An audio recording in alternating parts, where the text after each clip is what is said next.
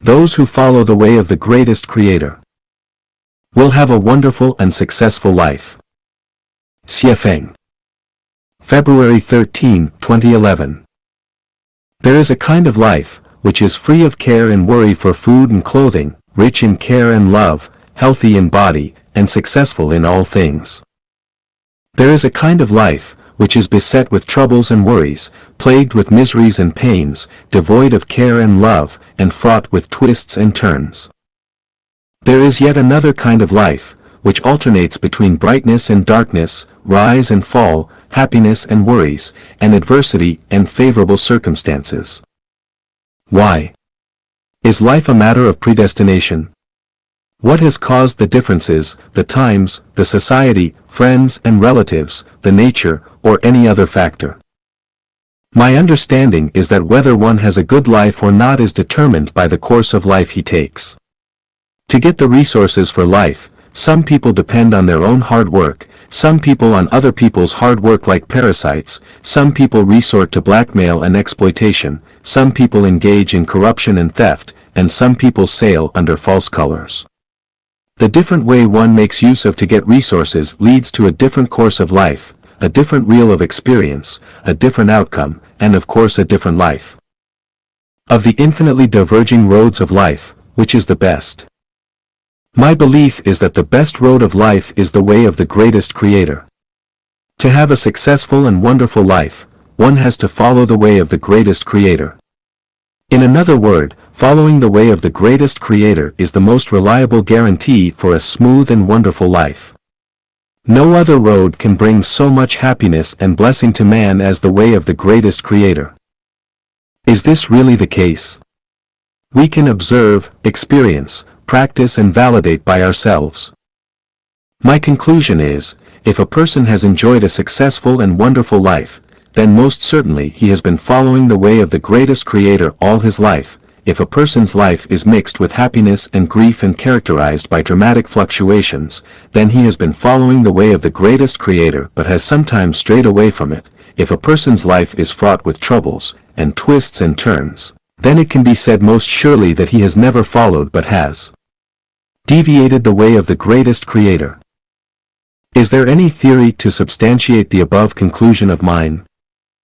I am trying to prove the conclusion with the several connotations of the way of the greatest Creator. Just see for yourself whether there is sense behind my reasoning.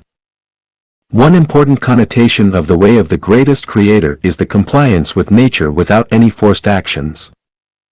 He will have a successful and wonderful life if in his life a person takes things as they are, associates with others by following the predestined relations, act in accordance with his nature, and takes advantage of the opportunities as they arise, never forcing anything upon anybody, and never imposing on himself or others.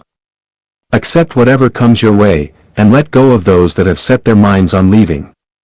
You do not overdo your pursuit, and yet do not give up your endeavor. Have peaches when peaches come your way and have apricots if apricots come your way. Do not reach for what is beyond your grasp, do not have a sense of inferiority, do not indulge in extravagance and dissipation. Do not lead a lazy life. In this way, you can have a wonderful and smooth life free of great fluctuations and frustrations. The second content of the way of the greatest Creator is non-action, no contention, and no ego. One should not be arrogant even if he can afford the 5-star hotel and should not feel inferior if he has only a thatched hut to live in. One should feel grateful for the delicacies he has but should also be content with simple meals. One should never contend with anybody for anything, and does not reject what is duly his. One should let go of anything that is not duly his. One should not deliberately plan and scheme to obtain anything.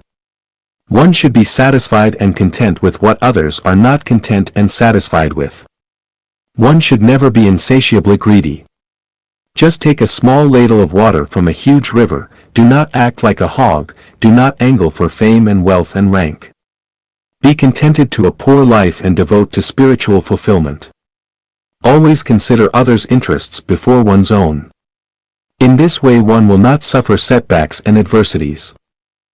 The third content of the way of the greatest Creator is love. A person will not incur grudge and resentment and will certainly enjoy a smooth and wonderful life if he contributes instead of demanding things from others, if he sets his mind on other people's joy, happiness, freedom and blessing instead of creating trouble and shackles for others, suppressing and controlling others, seizing what others are interested in, restricting others' freedom, bullying and cheating others, comparing and haggling with others, and maltreating and killing life, and if he treasures all living beings, respects all living beings, does not stand in other people's way, and is willing to sacrifice himself for the sake of others. The fourth content of the way of the greatest Creator is faith. Jesus Christ is the Son and Messenger of the greatest Creator, who conveys to us the information and will from the greatest Creator. Jesus teaches us that we need only pursue the access to the kingdom of the greatest Creator and follow the way of the greatest Creator, and that we need not worry about tomorrow and the future and need not worry about all aspects of our life because the greatest Creator will provide us everything that we need and has made all arrangement for us. As long as we embrace this faith, we will have a smooth, safe, and successful life.